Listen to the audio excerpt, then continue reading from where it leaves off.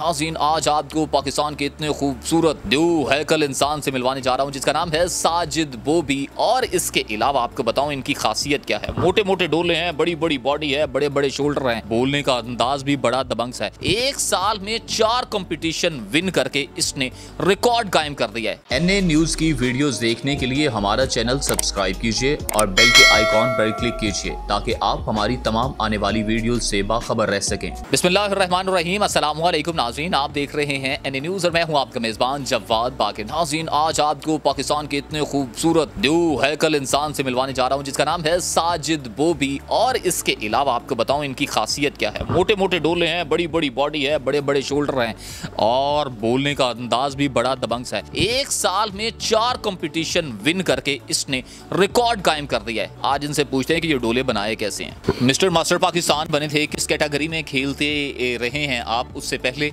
और मिस्टर पाकिस्तान जब बने हैं तो उस वक्त कौन सी कैटेगरी? मेरी बेसिकली हाई क्लास ही होती है। बड़ी क्लास में मैं खेलता हूँ 90 प्लस 100 95 kg इस राउंड अबाउट, मतलब 90 प्लस मेरी क्लास है। मोस्टली 100 रहती है, 95। लेकिन फेडरेशन वाले जो हैं हर बार मुझसे चिटिंग ज़रूर करते हैं, 5 kg 10 kg मुझे लेस पे कर देते हैं। इस बार भी मैं मास्टर पाकिस्तान जो खेला हूँ वो 90 kg पे था। जब मिस्टर पे आया हूँ उन्होंने मुझे 85 क्लास में एडजस्ट कर दिया। मतलब ऐसे चिटिंग करते हैं हर बार। तो आपको ऐसा नहीं लगता कि ये जो जज बैठे होते हैं ये कहीं ना कहीं कुंडी मार जाते हैं, यानी कि इनकी पख नजर आती है आपको किसी पार्टी की तरफ? हाँ, मारते हैं बिल्कुल, लेकिन सब एक जैसे नहीं है। कोई है, जैसे पंजाब में भी हुआ है मेरे साथ ऐसे, एक जज ने किया क्योंकि वो अपना प्लेयर लेके आया था, उसको उसने विन किया बिफोर टाइटल फाइट के। उसने सेलेक्ट करके उसको डिक्लेयर कर दिया कि ये विन इसको कर दें। वहाँ पे इशू आया था ऐसा।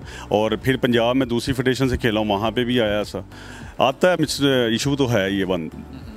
अच्छा बोबी जी, मुझे ये बताएं कि आपने जब पहला कंपटीशन विन किया उस पर लाखों रुपया लग गया और आखिर में एक ट्रॉफ़ी मिल गया। मैं ये नहीं कहता कि वो ट्रॉफ़ी कितने की थी कितने की नहीं, अरमान ते लगता है, दुख ते लगता है, गुस्सा ते चढ़ता है। बिल्कुल, ये गेम बेसिकली ना पाकिस्तान में शौक की है। देखिए, पाकिस्तान के अलावा ऑल ओवर द वर्ल्ड में नंबर 1 पे ही गेम फिटनेस जो है ना ऑल ओवर नंबर 1 पे है। और वहाँ पे अर्निंग भी है, सोर्सेज भी है, वैल्यू भी है। लेकिन पाकिस्तान में क्रिकेट के अलावा किसी की वैल्यू नहीं है, बल्कि क्रिकेट भी अब जाती जा रही है। ठीक है ना, आपको पता पाकिस्तान की जो कौमी खेल थे, हॉकी वगैरह, फुटबॉल, स्नोकर, सब कुछ खत्म हो गया और क्रिकेट भी वैसे ना होने के बराबर ही रह गई अब। तो डेफिनेटली ये गेम तो हमारी शौक ही है। अगर हम इसको पैसे ही एक्सपेंस कैलकुलेट करते रहे तो यकीन करें हम तो पास भी ना जाएं, हम तो जिम जाना ही छोड़ दें। मतलब इतना एक्सपेंसिव ये गेम है। तो इसलिए ये हमारी मोटिवेशन है, अपना एक शौक है जिसको हम लेके कंटिन्यू कर रहे हैं। शौक को आपको लेके घर में, फैमिली में या दोस्तों में सबसे ज़्यादा मोटिवेट कौन करता है आपको? हाँ, मेरी वाइफ करती है मुझे। वो मेरी वाइफ है मेरी मोटिवेशन है सबसे बड़ी, क्योंकि डेफिनेटली मील्स भी वही रेडी करके देती हैं, पुशअप भी वो करती हैं, ठीक है ना, और सेक्रीफाइस भी वो करती हैं। सेक्रीफाइस कर जाती हैं?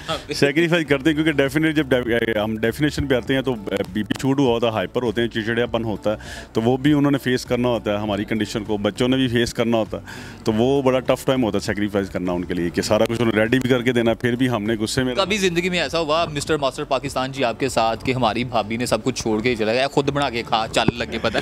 नहीं, ऐसा कभी नहीं हुआ, कभी भी नहीं हुआ ऐसा। कभी नहीं, भाभी ने हमेशा आपका हाथ बटाया है और आपने भाभी का हाथ बटाया? हाँ, बिल्कुल बटाया, बिल्कुल। डेफिनेटली पार्टनर है, क्यों नहीं, एक दूसरे के साथ है।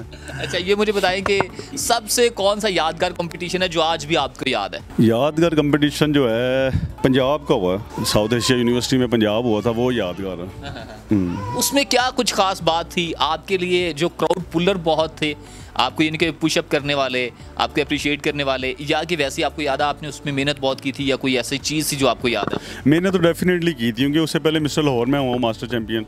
उसके बाद जो 1 वीक के बाद था मिस्टर पंजाब, लेकिन उसमें मैंने बड़ी टफ ट्रेनिंग किया और एक हफ्ते में मैंने बहुत प्रोमिनेंट चेंज दिया सबको, जो सबने अप्रिशिएट किया और फील भी किया कि वाकई मेहनत करके आया। तो वो मैंने टफ टाइम दिया। और दूसरा फिर जब मेहनत करके स्टेज पे भी आया तो वहाँ पे भी चीटिंग हुई।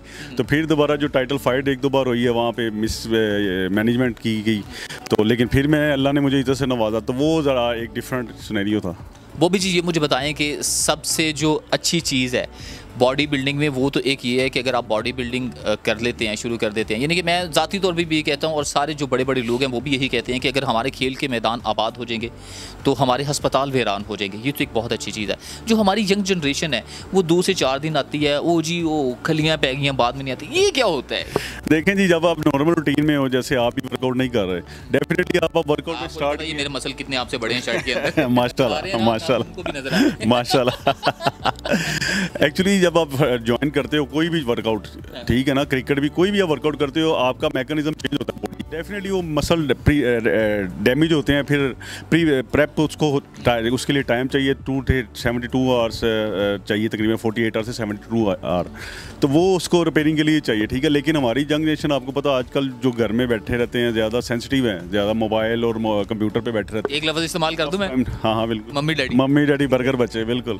तो वो टफ टाइम जो है ना, वो फेस नहीं करते, बर्दाश्त भी नहीं करते। तो वो मेरे पास भी स्टूडेंट आते हैं, मैं खुद देखता हूँ कि यार ये न्यू जनरेशन आजकल के ये जवान है कि 5 kg की रॉड नहीं उठाई जाती, उठाते हैं तो एक लड़कियों की तरह बड़े सेंसिटिव और बड़ा नाजुक मिजाज है। मतलब मैं तो खुद परेशान हो जाता हूँ कि यार हम भी जवान थे जब हम भी बड़ी स्टार्टिंग, जब मतलब फर्स्ट टाइम जब स्टार्ट की थी स्कूल लाइफ में मैंने गेम, तो मतलब आगे बढ़ चढ़ के अपने टीचर को पूछते थे, जी अब बताएं क्या करना है, आप बताएं क्या करना है, आप बताएं और क्या करना है। लेकिन आजकल को क्या है कि एक तो बार बार फोर्स करना पड़ता है, मूवमेंट उतनी नहीं है, बड़े लेजी हैं, और जब करते हैं तो बिल्कुल सेंसिटिव, मतलब ज़रा सा वेट उठाएंगे, कुछ करेंगे तो आवाज़ें निकालेंगे। अच्छा ये मुझे बताएं, ये इतने माशाल्लाह बड़े बड़े डोले बनाने के लिए, ये इतने मसल, ये इतने ये शोल्डर बनाने के लिए, ये कलाई इतनी बनाने के लिए, रेस्ट बनाने के लिए, आप सच बताना, झूठ नहीं बोलना, ये आपने सबसे पहले तो ठीक है, आपने इनका कभी नाजायज़ फ़ायदा उठाया? नहीं, नाजायज़ फ़ायदा नहीं कभी उठाया, नहीं नाजायज़ फ़ायदा नहीं उठाया। उससे बाप आपको ले जाते होंगे, यार वो मेरी लड़ाई है, वो भी आई यार ज़रा। हाँ ऐसा हुआ ज़रूर है, लेकिन मैंने रिफ्यूज़ किया, मैंने कहा नहीं सॉरी, मैं इसलिए नहीं हूँ भाई, मैं ना बदमाश हूँ, ना मैं मिसयूज़ करता हूँ, ना मैं ऐसी मेंटालिटी का बंदा हूँ कि मतलब पता नहीं मुझे रब ने बॉडी दी है या मेरे मसल बने हैं तो मैं किसी को मारूँ या ऐसे करूँ, नहीं सॉरी। तो वो भी जी कभी ऐसा भी हुआ है कि आप कभी गए हों, सामने से आगे से माड़ा सा बंदा हो, आप बड़ी खुली सी शर्ट में हो, वो इतना प्रोमिनेंट ना हो, मगर आप जब नीचे उतरे हों तो खड़े हुए हों, तो वो उसने माफ़ी आपसे मांग ली, बोबी जी माफ़ कर दो? नहीं ऐसा नहीं हुआ, लेकिन अल्हम्दुलिल्लाह ये है कि जिधर जाता हूँ, जैसे भी जाता हूँ, मतलब किसी भी शॉप पे भी जाऊँ, लेकिन वो अट्रैक्शन ज़रूर सबको होती है। मतलब मोस्टली मुझसे पूछते हैं कि भाई आप गेम कब से कर रहे हो, भाई आप प्रोफेशनल हो, या भाई एक पोस्ट करके तो दिखाएं, भाई सब तो दिखाएं। अच्छा आप कर देते हैं सेल्फियाँ, लोग आपके साथ लेते हैं, और साथ को जब भाभी साथ होंगी, बच्चे साथ होंगे, तो इरिटेट तो नहीं होते? नहीं इरिटेट क्यों होना, एक अच्छा अल्लाह ने इज़्ज़त से नवाजा, इज़्ज़त ही है ना कि कोई आपको देख के आपके साथ सेल्फी लेना चाह रहा है, या पूछता है आपसे, डाइट मैन पूछने लग पड़ते हैं। जैसे मैं चिकन की शॉप पे गया, सब्जी की, दूध की, ऐसे मेडिकल स्टोर पे कई बार, तो मुझसे डाइट मैन पूछने लग पड़ते हैं, बल्कि मेरी वाइफ इरिटेट होने लग पड़ती है कि इतनी देर हो गई, बस करने घर भी जाए। मैंने कहा यार वो गाइडलाइन ले रही तरह बता तो दूँ, तो वो काफ़ी डिटेल में फिर बात। पाकिस्तान के लिए कौन सा ऐसा अवार्ड है, यानी कि कौन सा ऐसा टाइटल है जो खेलना चाहते हैं और विन करना चाहते हैं? मैं इंटरनेशनल वर्ल्ड में जाना चाह रहा हूँ, मिस्टर वर्ल्ड, मिस्टर यूनिवर्स, ये सारे कम्पीट करना चाह रहा हूँ, लेकिन ये है कि उसके लिए एक्सपेंस और स्पॉन्सरशिप वगैरह चाहिए, वो ज़रूरी है, NOC वगैरह चाहिए होता है, वो ज़रूरी है। तो ये टफ टाइम है। दूसरा भी कोविड वगैरह चला है, सब कुछ कैंसिल, मतलब सिलेक्ट होने के बाद भी कैंसिल होता जा रहा है टाइम टू टाइम। तो ये अब वेटिंग पे है कि आगे क्या बनता है, कोई फ्यूचर नहीं है पाकिस्तान में भी, आपको पता देख रहे हैं जो हालात वाक़यात है बिज़नेस के भी और वैसे सेहत वाले भी। तो बस ऐसे ही अभी तो हमारे जिम भी बंद पड़े हुए हैं, 15-20 दिन हो गए हैं घर बैठे हैं। ये जो कोविड की वजह से ये बंद है आपकी, यानी कि ट्रेनिंग नहीं हो रही, तो आप किस तरह से मैनेज करते हैं? कोई ट्रैक वगैरह या घर में पुशअप्स वगैरह? ट्रेनिंग मैं करता हूँ जनाब, घर में करता हूँ, स्क्वाट लगाता हूँ, पुशअप वगैरह लगाता हूँ, बच्चे मेरे ऊपर आ जाते हैं, बच्चे कहते हैं जी हमने भी लगाना है, तो वो उनको मैं उठा के फिर अपना वेट की जगह उनको यूज़ कर रहा हूँ, शोल्डर पे बैठा के स्क्वाट कर रहा हूँ, और पुशअप जब लगाता हूँ मेरे ऊपर बैठ जाती हैं मेरी बेटियाँ। तो बस यही वेट मैं यूज़ कर रहा हूँ घर में, क्योंकि इसके बगैर तो हमारा गुजारा नहीं है। हाँ।